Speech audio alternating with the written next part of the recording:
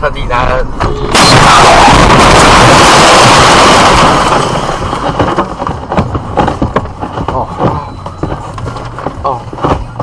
怎么样？没有。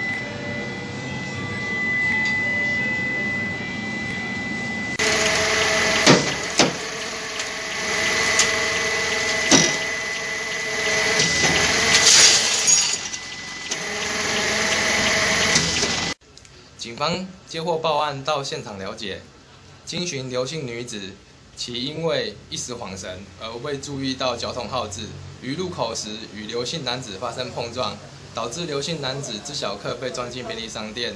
所幸含驾驶4人均为擦挫伤，并无大碍。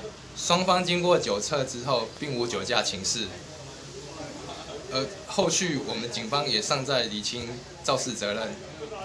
警方呼吁用路人及驾驶人应注意到车前状况及交通号志，以保交通安全。